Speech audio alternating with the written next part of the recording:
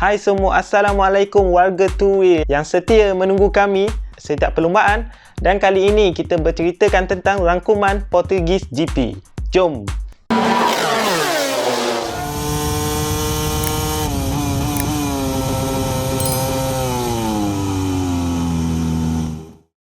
Okey, di kesempatan ini kami seluruh warga Two Wheels ingin mengucapkan selamat berpuasa kepada seluruh umat Islam. Okey, perlumbaan minggu ini diadakan di Portimao, di Taaga, dan banyak aksi-aksi yang menarik ingin kita rangkumkan kepada anda semua hari ini. Okey, seperti biasa kita akan mula daripada Moto3 dahulu. Moto3 minggu ini sangatlah menarik kerana rookie Pedro Acosta sekali lagi memenangi perlumbaan yang tidak disangka-sangka dan sekaligus membawa dia jauh ke depan dalam kedudukan keseluruhan pelumba. Pedro Acosta ni dah dapat daripada dua pusingan sebelum ni, memang dia dah tak sangka lah rookie boleh menang dan boleh podium berturut-turut.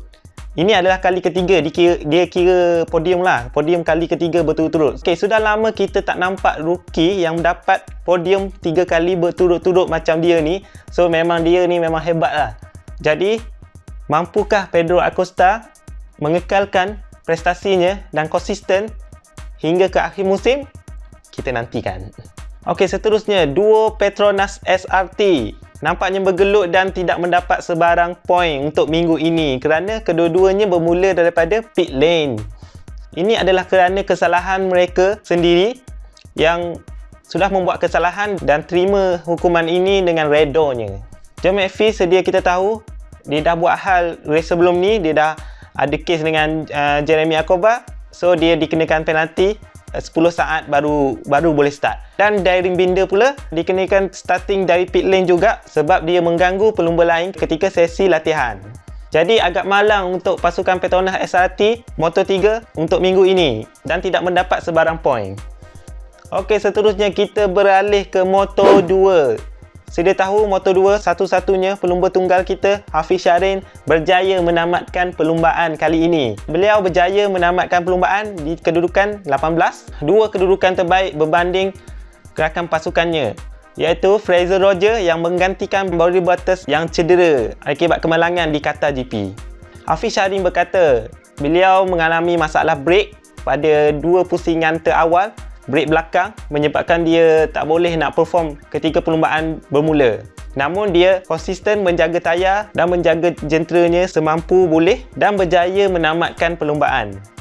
Ini adalah langkah yang baik untuk Hafiz kerana bila dia dapat menghabiskan perlumbaan, jadi data dia sangat penting untuk pasukan untuk menambah baikkan lagi jenteranya untuk pusingan seterusnya. Kita harap Hafiz Syahrin dapat berjaya mendapatkan poin pertamanya di pusingan seterusnya di Jerez nanti. Never give up, champion.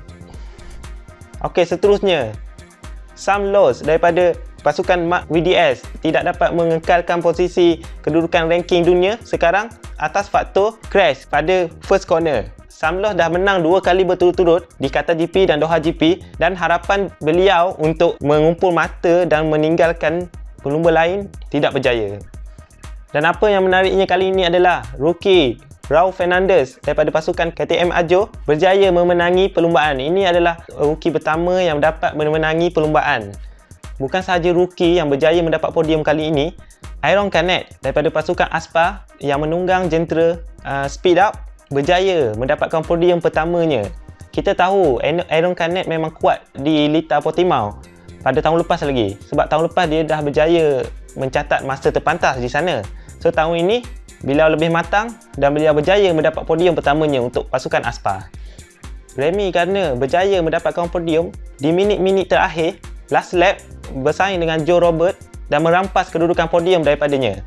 Dengan podium Remy Gardner kali ini, beliau berjaya mendahului kedudukan keseluruhan pelumba Moto2 sekarang ini, diikuti dengan Raul Fernandez rakan pasukannya dan ketiga iaitu Sam Lowe's. Kita harap Sam Lowe's akan bangkit lepas ini dan merampas kembali kedudukan tahta juara yang dipegang oleh Remy Gardner. Kita nantikan. Okey, seterusnya kita pergi ke MotoGP. Sedia tahu MotoGP kali ini lebih menarik kerana Marc Marquez sudah kembali guys. Setelah 265 hari tak ride. Kali terakhir iaitu di Jerez, beliau cedera teruk, tidak dapat meneruskan perlumbaan hingga satu musim.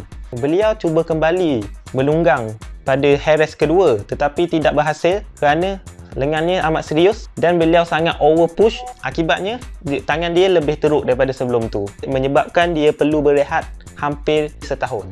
Apa yang menariknya, Marc Marquez bukan calang-calang pelumba. Beliau masih kekalkan lagi aura juara dunianya itu dengan mendapat tempat ketiga hanya pada sesi latihan pertama sahaja. Umum mengetahui bahawa Marc Marquez pernah dah ride dekat Portimao sebagai test untuk fitness dia saja, dan jika dibandingkan dengan pelumba lain, dia dah lama tak ride dan tidak pernah berlumba di Portimao sekalipun sebelum ini dan berjaya mendapat tempat ketiga. Amatlah padu guys. Marc Marquez bukan sahaja perform pada sesi latihan satu, beliau kekal konsisten memberi saingan sengit kepada semua pelumba. Kita tahu Marc Marquez tidak berjaya pergi ke kumpulan Q2, tetapi di Q1 beliau mencatatkan masa terpantas berbanding dengan pelumba di Q1 lain. Beliau dengan Joan Mir sama-sama juara dunia, dapat lepas daripada Q1 dan pergi ke Q2.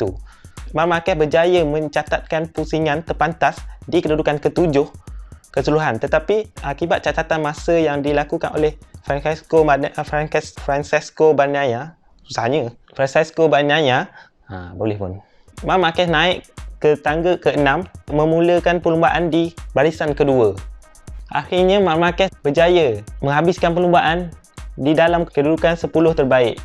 Apa yang membuatkan kita sebab melihatnya adalah ketika dia kembali ke pit lane, seluruh tim kru-krunya memberi tepukan yang gemuruh kepadanya, dan ketika dia membuka helmet, kita dapat tahu dia sangat terharu dan sangat sedih. Bukan sedih yang sedih tu, tapi dia sangat gembira dan sangat berpuas hati dengan prestasinya yang dapat berlumba tanpa sebarang kecederaan lain. Ini kerana beliau tidak lagi sembuh 100%. Beliau masih bimbang dengan lengan kanannya jika beliau jatuh lagi. Syabas Marc Marquez.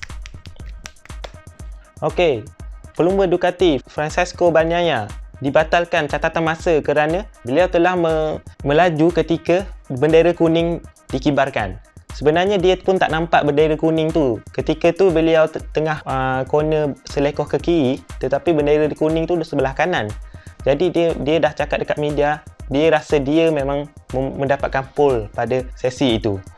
Keputusan ini bukan sahaja tidak puas hati daripada Francesco Bagnaia sendiri, pihak Ducati juga tidak berpuas hati dengan keputusan ini. Dan apa yang menariknya adalah pelumba Ducati WSBK Scott Redding memberi pandangan di ruangan komen Instagram. Beliau berkata, pembatalan lap time ini agak sedikit keterlaluan kerana setiap pelumba mengambil risiko untuk membuat lap yang bagus di minit-minit terakhir, tetapi jika bendera kuning dikibarkan kerana crash daripada pelumba lain, beliau berkata semua effort yang dilakukan oleh pelumba adalah sia-sia. Tetapi di hari perlumbaan, walaupun Francesco Bagnaia bermula daripada 11, beliau berjaya memotong satu persatu, konsisten menjaga pace race, akhirnya mendapat podium kedua. Ini memang selayaknya beliau mendapat pole position sepatutnya, memang dia punya pace dah padu, dan bagi saya Francesco Bagnaia memang layak duduk di kilang Ducati. Okey, Johann Zarco sedia tahu dia tengah lead championship, tetapi dia tidak dapat menghabiskan perlumbaan akibat crash. Katanya dia mengalami masalah teknikal pada gear motornya, menyebabkan time dia dah crash tu sebenarnya dia salah turun gear, dia cakap. Tapi kita tak tahulah, cuma dia je yang tahu apa yang dia rasa. Dengan jadinya perkara ini, beliau gagal mengekalkan kedudukannya di tempat teratas di championship. Sangat sayang Zarco. Okey, seterusnya iaitu Yamaha kembali guys.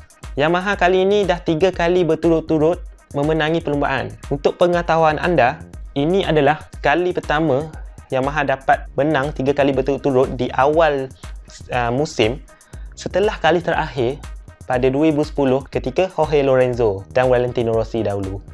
Quartararo yakin dengan jenteranya Yamaha dapat perform di semua lita tahun ini dan beliau yakin dapat mengejar gelaran juara dunia. Kalau diikutkan memang logik sebab di Qatar sendiri lita yang bagus untuk Ducati yang top speed tinggi, tetapi Yamaha ni corner speed dia memang cun. Orang lain pun tak boleh nak kejar dia. Even Suzuki pun sebenarnya Suzuki pun lagi lebih kurang saing Yamaha je. Cuma mungkin speed dia lebih sedikit kurang daripada Yamaha. Tak tahulah saya kan.